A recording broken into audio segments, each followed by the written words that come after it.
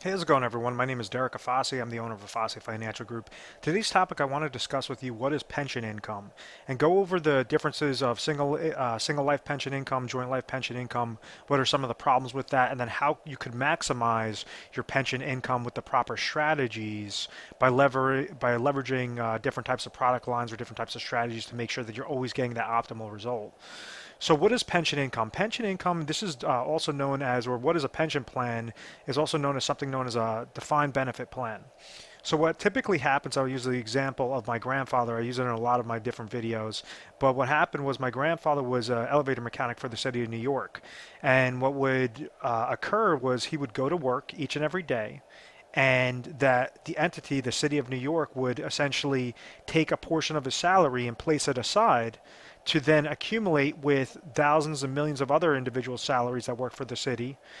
For after he hit X amount of years of service, he would be able to receive a defined benefit, an actual defined amount of money known as a pension income for the rest of his life or his and my grandmother's life. So unlike a defined contribution plan, which has now gravitated towards, how majority of retirement plans are set up right now, like the 401k, 403b, 457 plans, etc., defined benefit plan, they define exactly what your benefit's going to be. So what would happen was these individuals would go to work for a company, work for an entity. They would be able to focus on their work, enjoy their work, and understand that after they hit X amount of years of service or they hit a certain age requirement, then they were able to trigger lifetime income. So it's as if they're still receiving a salary, but they don't have to work for it. It was all money that was placed aside for them that the entity invested on the back end to make sure that they could suffice paying out income for the rest of that individual's life. So I hope that all of that makes sense. So one of the stories that I always talk about is I said my grandfather, when it came time for him to retire, he was walking out the door and he actually chose the single life only income as his pension income. And my grandmother just so happened to be standing by the door at the time, and she stopped him and she said, "What are you doing?" And they get into a huge argument. He was, letting her know, well, if I take the single life only option, I'm going to have X amount more thousands of dollars than if I take the joint life income option. So, after their little fight, their little tidbit, she ended up winning the fight and understanding that they took the joint life income option to cover both him and her for lifetime income, which was very, very beneficial. Let's just say in a given example, with a person that has that option to either choose single life only income or joint life income, let's say single life income would provide him $60,000 per year for the rest of his life, or joint life would provide $40,000 per year for the rest of both of their lives. Well, this would say after he passed away, well, then all that income would stop. With joint life income, after one spouse passes away, the $40,000 would still continue. So understand that they're getting, because there's a larger risk on the employer to provide that much more income, because now you have two different lives that you have to insure. They will try to incentivize you and make you choose that single life only option because the mortality tables are in their favor to say, okay, yes, we'll make this seem really appealing, that $60,000 number. So therefore, individuals gravitate towards that, so that when that person passes away, we don't owe another dollar. There's no death benefit. There's no nothing left to that beneficiary, as opposed to the joint life. Maybe the joint life is going to get paid out for 30 years, but the single life income, unfortunately, that person passes away after 15 years. So therefore, even though it looks more appealing in the beginning, the joint life income to protect both you and your spouse might be a better option altogether. So let me clear off the screen and go to section number 2. So what are the problems with a single life or joint life income? Well, you understand with the single life income, if that person passes away too soon, well, they would have worked all those years, would have accumulated that type of income benefit, but that income benefit could have gone by the wayside if they would have passed away really soon. The example of my grandfather, he ended up retiring in his late 50s and he ended up passing away at age 69. So my grandmother ended up living into her late 80s before passing away, and therefore, it was a really good thing that she won that battle, that she won that fight, because that pension income, she didn't have to worry after he passed away, because that pension income did not stop. The pension income remained exactly level, exactly the same, each and every year for that peace of mind. Now, understand that so that's kind of the problem with the single life income option is if you're married and you want to make sure that your spouse is covered properly, well, then you might want to go more gravitate towards that joint life income option. The downside to the joint life income option is you're taking a reduced benefit than the single life income option. Maybe in that example I said, single life income option might have paid him $60,000, but both of them, they could have been paid $40,000. So that's a $20,000 difference. That's a major problem because you're giving up $20,000 per year. If you're trying to equate that every 10 years, that's $200,000, or every 20 years, that's $400,000 worth of pure benefit that you're giving up. So what exactly are some solutions to these problems? And that's why I have bullet point number 3. This is how to maximize pension income with proper strategy.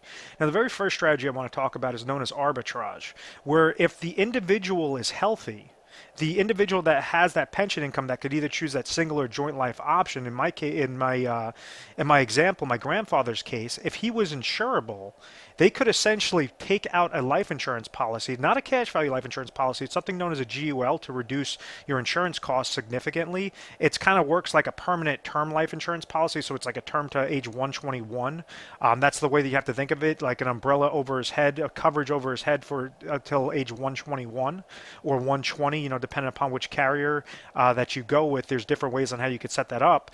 So what you could do is he could have taken out the single life income option, say $60,000, and then utilize $10,000 to then purchase we could just use a hypothetical example, a $500,000 death benefit, tax-free death benefit to his loved ones, so that she could be so now my grandmother could have been the primary beneficiary. So in this sort of example, he would have $500,000 of tax-free death benefit that would get paid out to his beneficiary, God forbid if he was to pass away, and they would still be netting an extra $10,000 than what the joint life income option is.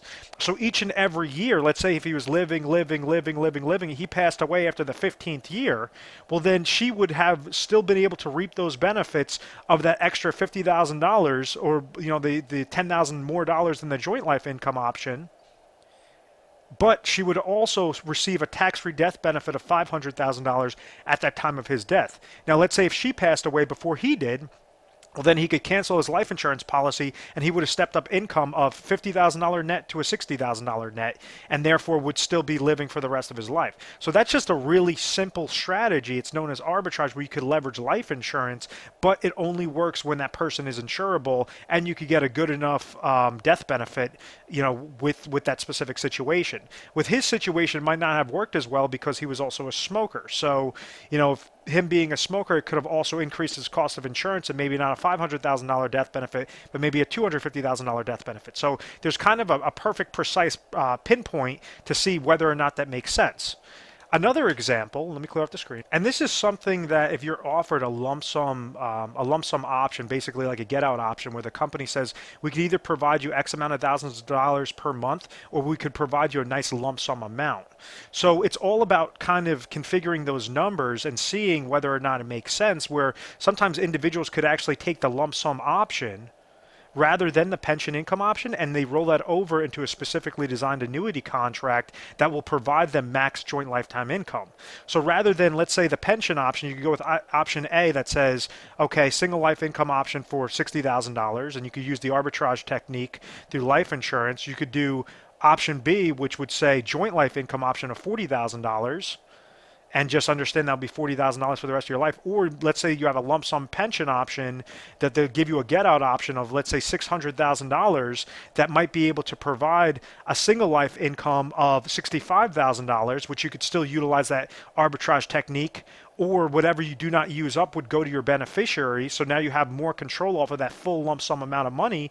Or you could even use the $600,000 to then maybe provide $50,000 of joint lifetime income, and also whatever you guys do not use up would then go to your beneficiary. So what you're doing is now you're having more control of your money, you're having more control of your chips.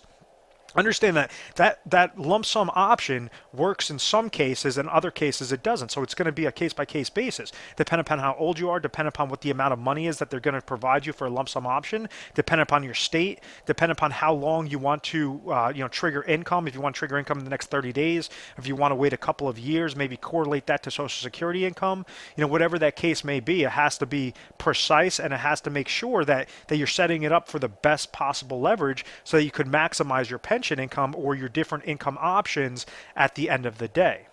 And that's just some of the things that we do here at Afasi Financial Group. We're an independent agency. We offer 24/7 customer service. So you give us a call mornings, nights, weekends, holidays, whatever the case may be.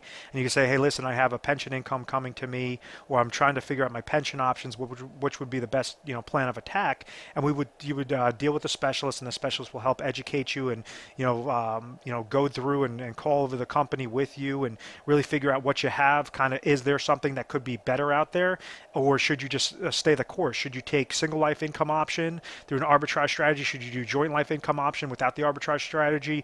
What are some of those different criteria to make sure that you're maximizing your chips to the best benefit possible?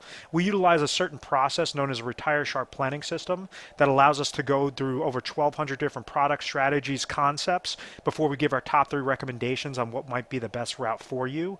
There are times that we are able to help out individuals tremendously, save them thousands upon thousands of dollars, make sure that they're receiving thousands of more dollars of lifetime income each and every year, as opposed to just going into the one option that they thought they had. So we like to uncover some of the best options and really leverage some of the best product lines out there and the best companies out there to make sure that you could utilize them like a perfect puzzle piece. Because we're an independent agency, we're not going to be biased towards one company over the next. We care about the client. We don't care about the company. And that's, very apparent with all my videos that I try to stress to you guys. It's all about you. It's not about the company. So even if you're sitting down at a seminar, you heard an advertisement, do not just go blindly into that type of product, because majority of these types of contracts, I'd say about 90% of them are not good types of contracts. So you have to make sure that you pinpoint the specific contract. And that's what we try to help you out with. We educate you, and then we show you the best solutions for your particular situation.